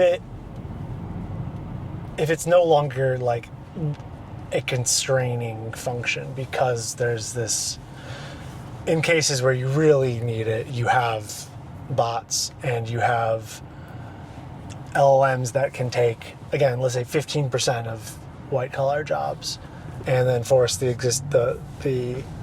remaining, workers to actually, work much harder. That seems likely, and that seems like you don't need to actually eliminate labor as a category to basically neutralize it as a political force, I think. That being said, a bunch of people who are going to be out of jobs or afraid of being out of jobs, that is clearly going to animate politics for the next 5-10 years more than anything. And we've barely, we've only seen the just beginnings of that backlash. It'll be a huge backlash. Yeah. I call it the anthropic doomerism or framing there. That is a real classic. You see that? That was a nice robe. That was a real Jesus-looking homeless person. He had the beard right there, too. Yeah, seriously. And that looked like some type of ancient robe, yeah. There's that framing of it, but that's not exactly happening. Then there's the AI enablement movement. Like, we're going to be more productive. We're going to do things faster. We're going to have free will to draw art while the machine is working for us. All of the above is true, but it's just going to be such a insane transition period and that is going to be, no matter, just like I don't see any way that isn't going to be chaotic and probably involve some serious kind of violent insurrection, revolution type things. Maybe not in America, maybe in America, but I feel like this is the type of, we're on the verge of, very similar to just Industrial Revolution, kind of the social strife that led. Yeah. Yes, eventually GDP. The first Industrial Revolution. The first Industrial Revolution. For the British. Yeah, European. That and the Luddites and the chaos for decades that happened there, financially, socially. Like, we're in for that. I think that's also baked in, basically. I don't know. It's like, that being said, I am overall much more optimistic than when I was younger and I didn't necessarily believe all this. So I'm not quite sure how to reconcile that. Yeah. And I chose to have a kid. And I will say part of why I decided to have a kid was GPT-4o code interpreter coming out what was it? Spring 2023, and I was like able to do things on the computer that I wasn't able to do for the first time. Just like simple scripts and things, and made an NFT collection, and it sold, and I just was like, oh, okay, that was like, this stuff is real. It actually does. If you use these tools, you can become empowered with them. It felt real. And it made me optimistic. And this was also like the depths of the bear market, kind of. We're coming out of the depths of the bear market, and I got pretty wrecked last cycle by bag holding round tripping some tokens, and was not feeling very optimistic about my future. And honestly, it was Code Interpreter made me optimistic enough to feel like, okay, having a baby, it's gonna all work out as long as we stay ahead of this wave. Right. This tool could supercharge you, this ability. Yeah, I mean, it feels like a non sequitur, but it honestly, at the time, it felt it made sense to me somehow, and I still feel that. Yeah, I still feel like, okay, like it's not. We're not locked into. I mean, I was also a big climate doomer a few years ago, and I'm much less of one now. Yeah. I still believe that there is climate change happening, but I don't catastrophize it in the same way, and I do believe that we'll be able to. Yeah, nature's changing to at a different rate and level that is not visible to the naked eye, but we're seeing it as adults now. Right. No, I mean, it's rapidly. Something's changing. It's very obviously different than when we were kids, for sure. Yeah. And that being said, though, I remember reading these. There were papers from like 2019. There was this thing called deep adaptation, which was like basically like advocating for like, it wasn't literal suicide, but it was more or less just like mega doomer, like the Gulf Stream is going to collapse by 2025. Everything, like, we're at some crazy tipping point and things are going to get unbearable. And I wasn't that I necessarily believed that, but I didn't like have reason to not believe that at the time. And I don't know, just like it was a big personal. I'm not sure if it was a struggle or what, but just like a part of growing up was becoming less of a doomer and like not. What was that time frame? What were the years? Was it 2008, 2012? It's a good question. Because a lot was going on during that time. I was I was quite cynical and doomer up until it was actually, it was 2017 was like a big shift, and it was crypto, and Trump winning, which I was not happy about at all. I was very much like a Democrat voter lib at the time, and I thought Brexit was bad and all these things, but it was when I realized that we did live in a higher variance timeline than I had expected, and I really believed in an end of history neoliberalism up until that point. And I remember actually I had this debate with an artist friend of mine in 2014. We were doing an artist residency together. It doesn't really matter, but and it was right when Crimea happened, and the Crimean invasion happened, rather, or not invasion. It was whatever. Takeover. Yeah. Yeah. And that was really shattered, I think, a lot of consensus ideas that I remember having at the time, and definitely remember my friend having even more than me, about just sort of like capital mattering more than anything else and smoothing over any conflict, and this sort of idea, the Pax McDonald's theory that, two countries with McDonald's have never gone to war with each other. Yeah. Like, that all seemed... The Cold War ended. Yeah, it just seemed like the end of it. Yeah, that was what seemed like the trajectory. So that was like a big, actually, no, history's still happening. There's active... there's active competition for, power. It's not. Yeah. It was that. Then 2016, just realizing, things are even higher variance. So it's like it makes more sense to bet on long shots in a world like that, and I think that was where I kind of shifted, and then I started shifting then, and then it was that period of the first Trump administration, just seeing how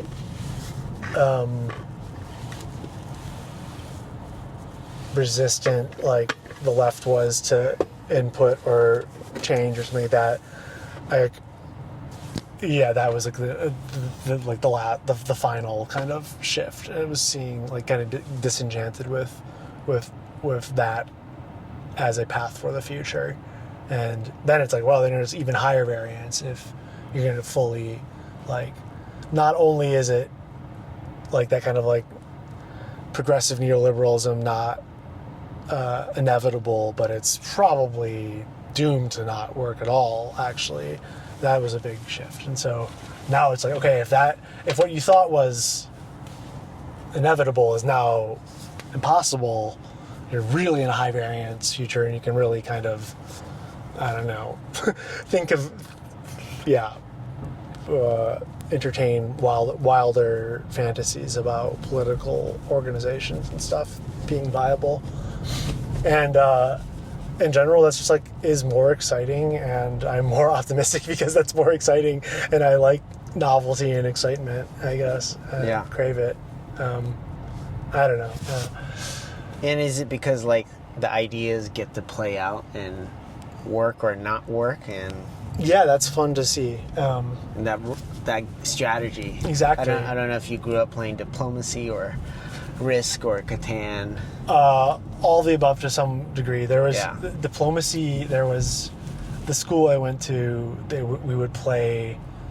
It wasn't like a school-wide version of diplomacy, but it was a bunch of kids. We had a huge map in one stairwell, and we would like take turns every day playing it. And I only did it a little bit right before I graduated, but that was really cool to watch, and it was like baked into the sort of like social dynamic of the school somehow. Like people would be actually socializing, but secretly would be doing their diplomacy strategy while they were, socializing in class or whatever, which was a very funny thing to see.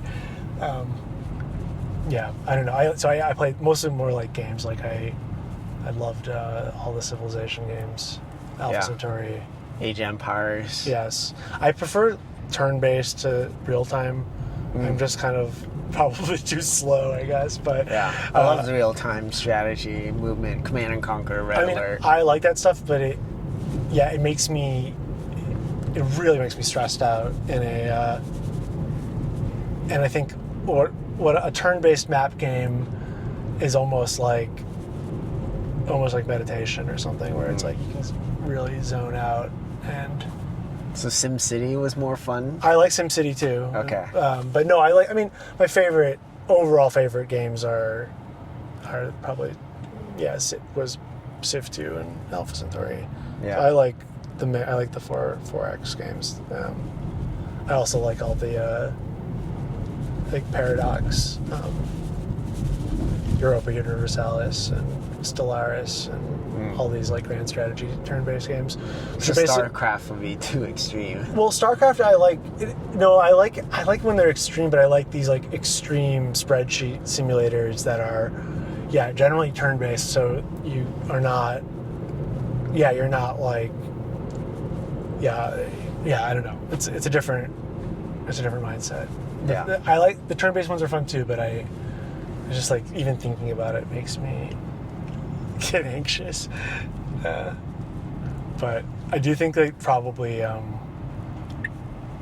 real-time strategy is more of a actionable skill in the real world, I guess. Yeah. And the internet allowed us to play those strategies out. Crypto as well. Absolutely. With the financial capital, with the meta idea, the narrative, NFTs, the aesthetics. Right. The ERC20 tokens and 721 contracts enabled us to work those narratives or that's definitely stories out. A big part of what appealed to me about crypto was it is a big MMO, and you said MMO. There's a lot of game dynamics that are fun. Some of them are definitely frustrating too, but I do kind of feel like part of the purpose of why it at least has been tolerated. I mean, now it's different with the real regime, but at least barely tolerated under the Biden administration. But before that, was just that it is the sort of escape valve for a bunch of speculative capital to just kind of get sucked up into a online sandbox game that doesn't really affect reality very much. Yeah. And it was probably a pretty good way of exporting inflation, kind of, into better to inflate a bunch of crypto assets than real estate. People don't get affected. I would say the stakes have changed because now we no longer have someone like the SEC and Gary Gensler down the throats of these blockchain crypto companies, and now it's more of stable coin. I don't want to say stable coin conservative world with treasuries backed. It's a bit bizarre that you would think that that's not what would have happened as soon as it finally got legalized. But it's kind of like what happened with weed too. It got lame and conservative as soon as it got legalized. Yes. At least in terms of its perceptions. Or the SEC moment saying NFTs and tokens aren't securities. I thought they'll make the market go more wild. Well, at least in the US. It has somewhat, but no. I just think people are generally. The average person does not like crypto. The average person doesn't like crypto or AI, I'm sure, and I just think that is unfortunately playing out on the same kind of ideological lines that everything gets played out in these days. And I mean, I feel bad for those people because you're literally just going to get left behind by having those beliefs, I think, and being afraid to interact. I think it's kind of a millennial issue. I feel like Zoomers probably, a lot of Zoomers I think hate AI and crypto too, but there's less of that backlash, and I think there's more of a well, they're also just more right wing is the other thing. So millennials are a weird generation though. Yeah, we are. I think that it does feel like millennials are probably, well, I'm not quite sure. All generational discourse is a little bit bullshit, and obviously a general, things don't fully fall along those lines. But we're the biggest cohort besides the boomers. We'll probably benefit from, life extension stuff even more than the boomers. So it's there's a good chance that the millennials will end up being the uber boomers that are, imposing their culture on society for the rest of the 21st century. I could see that happening for sure. Yeah. We're lucky because we got to grow up with the internet. Yes. And be at that viable age with some capital with AI and crypto. It might be the case, yeah. I think the whole 2 years to escape the permanent underclass thing it's clearly an exaggeration, but and also that underplays the levels of variance that we have, and things are not as predictable and linear, but there's some truth to it. And I do think that we're at a period right now where having agency and having curiosity is very, very high leverage, and that might not be the case. Yeah. What's your advice for the dads out there or someone getting started? Where do you start? What do you attack? What do you do? If you're in a mountain loan of student debt of this college thing you're sold, or this 9-to-5 job where it doesn't give you much agency, where do you start? Where do you go? Where do you start hacking the system to build leverage? I don't know. I mean, I think it's really hard if you're in that position to get out of it. And I feel like I was in a special situation where I more or less didn't have to work for a long period. I mean, I was an artist and I made some money from it, but I lived in such a cheap kind of weird bubble. It afforded me a lot of time to nerd out about a lot of things that didn't have economic viability. And I think that if you don't have that type of basically extreme leisure time, it's really, I don't know, it's hard, honestly. So I'm not sure if I have advice. It's get out of that and figure out a situation where you can just read about things you're interested in for a long period of time and play around. And obviously most people don't get that. And if you can, and I did that, obviously I needed some level of wealth for that, but not much. If you can find a way to do that affordably, that is smart. Probably shouldn't have gotten that student debt in the first place. The other thing is I dropped out of college. I don't have a bachelor's degree even, which I kind of regret. Only regret because it would be nice to maybe teach at an American art school at some point, and I'm kind of disqualified from that. Not entirely, but probably. So, but otherwise it hasn't mattered. I don't know. Even community colleges, you still need a bachelor's degree? I mean, I would want to teach at a more prestigious art school than a community college. Well, you could start there. I could start there, but no, the appeal would be part of what would be fun about that is getting access to actually cool young students and hearing some fresh ideas. Well, you could be that. What's that movie where the AP calculus teacher in LA uplifts all these students and? Oh, Breakfast Club? Is that what it is? No. I don't remember if that's the title, but yeah, he uplifts all these students and then continues to empower people. Sure, yeah. Oh, I mean, I've never taught a class. Have you ever taught before? As an assistant. Okay, yeah.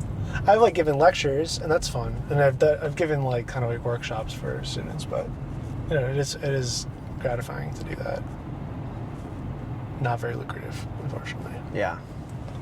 But yeah.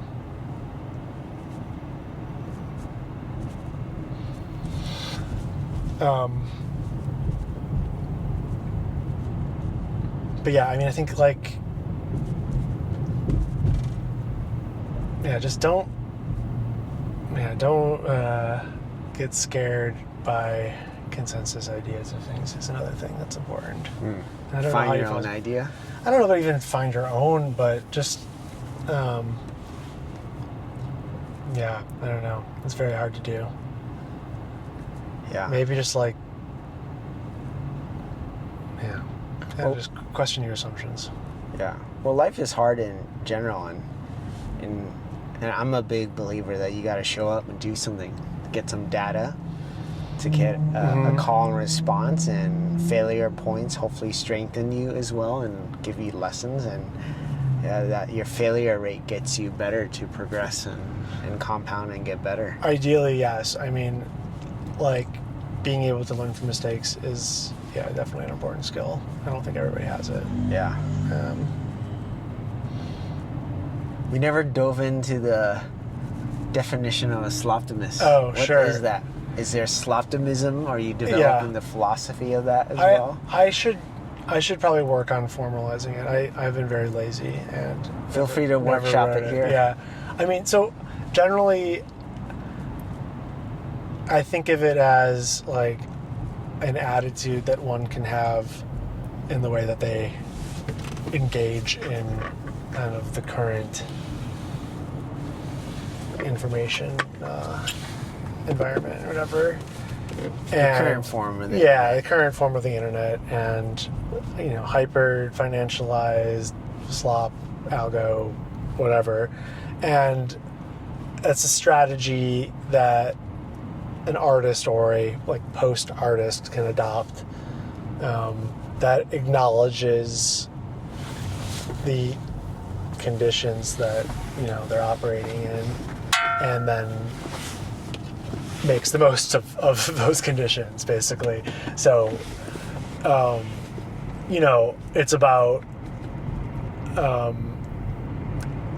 not automatically reacting to dominant forms of culture, but choosing to engage with them really deeply, and maybe to the point of subverting them a little bit, but it's not even the point. It's more just being able to find all the serendipitous, weird, humor or beauty that is the result of these algorithmic kind of conditions that we live in, or either content produced for the algorithm, or literally an algorithm producing content for the algorithm, which we're getting into. I don't know if that's a great explanation, but it's more about having this sort of just not lamenting it and just suck it up, basically, and throw a slop back. Suck it up and work with it. Find something funny to do with it. Don't just be this mourn what it's lost.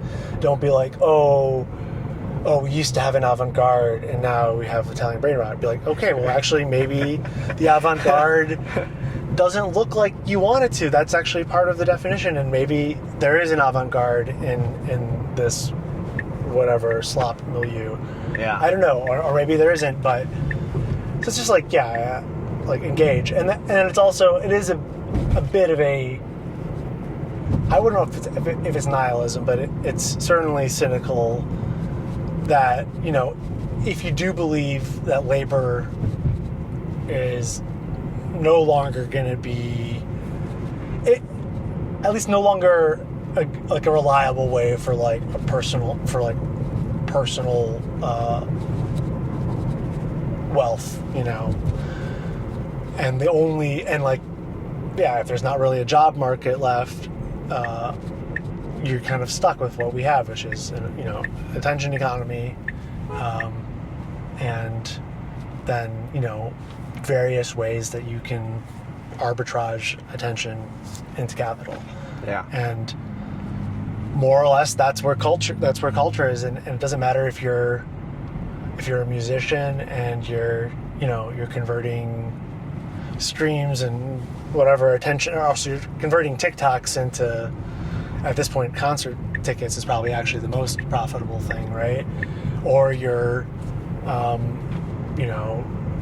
have a big Instagram following and you convert that into online course. You sell online courses, or you sell podcasts on Patreon, or you make meme coins, or you are an OnlyFans girl, or there's various ways that you can kind of you can convert attention into capital, and that's just basically where cultural production is going to happen, is in this attention conversion devices, is how I think of it. Production has become the product as well. And then also the process videos becomes a thing, and everyone is a content producer because anything can be content, and with that in mind, make the most of it, I guess, Yeah, participate. And I just think that we got into this earlier with the blind box thing, the only other thing is gambling. So you can do this, you can do attention economy arbitrage, or you can gamble, or you can do a mix of the two. And I think it's a pretty good bet to be betting on that general area of culture being a growth sector. Yeah.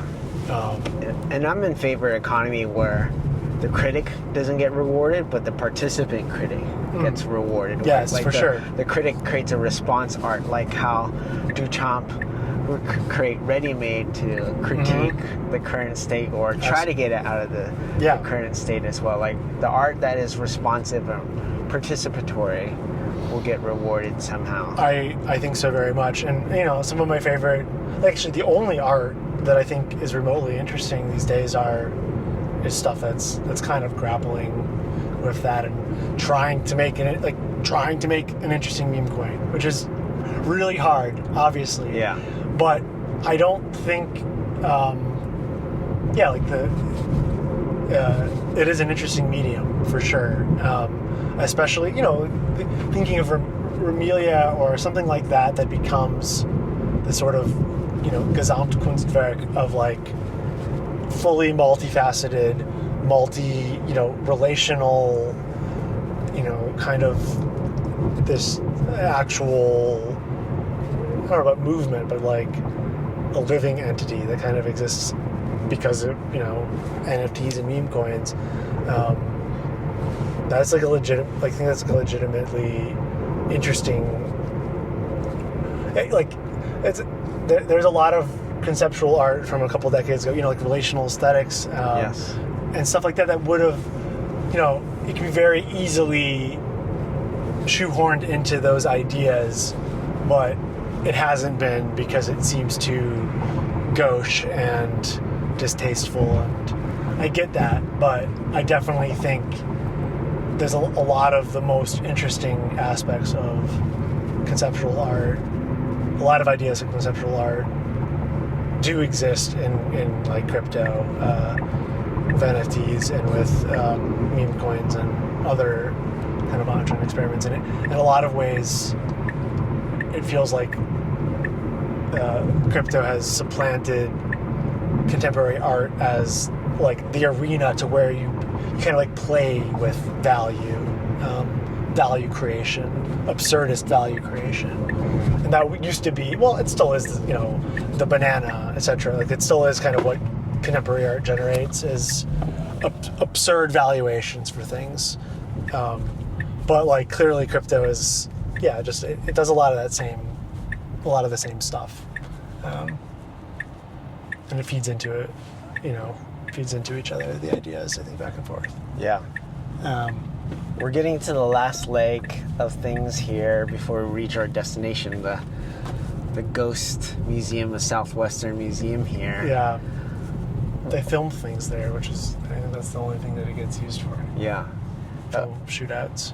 Yeah, if you owned all the billboards in Los Angeles, what would your message be?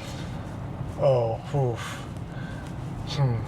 And I'll add on there all the bad internet ads on the websites.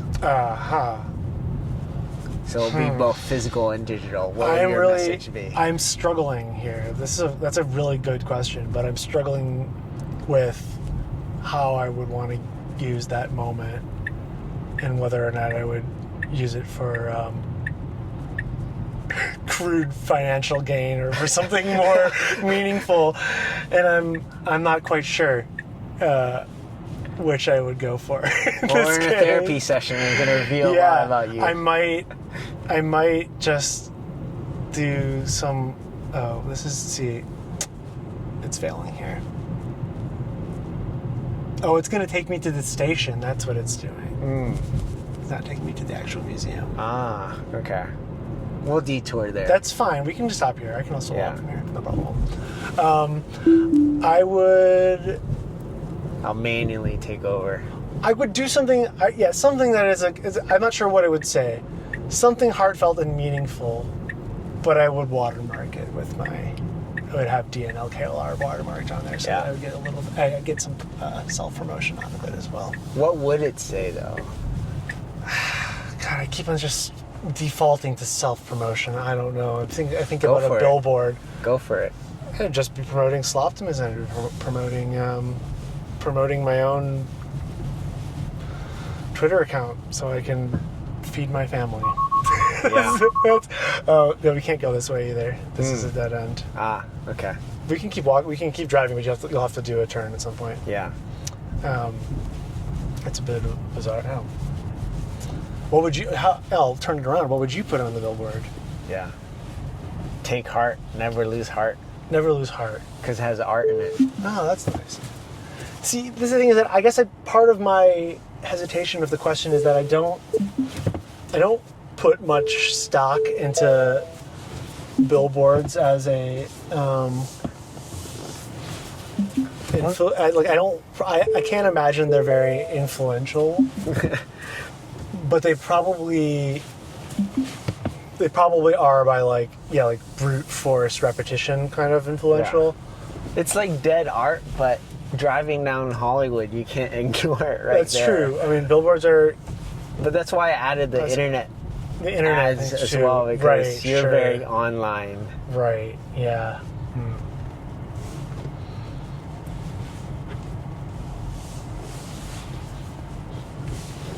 I guess just like don't be afraid. I don't know. If there's any message I would have is that it's just being animated by fear ruins a lot of people's lives. I think that is the one thing I would say. But fear, uncertainty, and doubt. Yeah, no fun. Chasm. Yeah, I was gonna say no fun at DNLKLR. Sloptimism. Hit me up. Maybe my phone number too. Maybe my email address. We won't add that. Add my DNLKLR.eth, DNLKLR.sol. I can have like a little. Actually, maybe the full. What is it called? The link tree or whatever they're called. Yeah. Yeah. That's it. Yeah. Your Selfie, links. like yo, let's your next project. Exactly. Yeah, totally. This is just one big ad for yeah, you. exactly. It's just, yeah. Life is just one maybe big it's like ad video, now. just like full reel of just like an infomercial. Yeah. Is this sponsored? Is this not sponsored? Totally. Yeah. Is this propaganda? Is it not propaganda? Is it a psyops? It sounds like a really sounds like a good idea. What I will say is like I think one artistic media that I don't know if anyone's done anything with, which I think is underexplored, and I have some ideas here, is botnets. I feel like no one is thinking of a botnet as an artistic medium. As a medium for influence. I would do it. And I think that's kind of so why I say that is like rather than me wanting to have a bunch of billboards, I think the idea of having a botnet that could influence people in a much more subtle way towards some kind of goal, that seems like true influence and actually kind of like true artistic power. I don't know. If people are doing it, they could be doing it secretly. We wouldn't know. So yeah. Stay tuned. Anyways, thank you so much. It's been really fun. Of No course. intervention. No serious interventions. Yeah, we just had one disengagement there. At Bad the freeway navigation. entrance. Only navigation confusion and one disengagement, but no critical Yeah. interventions. That's successful.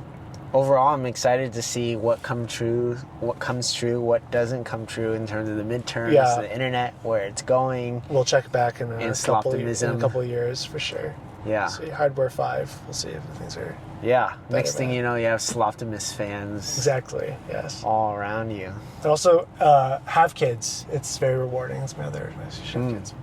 I know you want one eventually. Yeah, I want 2 at least. Yes, I think 2 is a good number. Yeah. Okay. Thank Thank you so much. Yes. With that, keep going and stay heartful.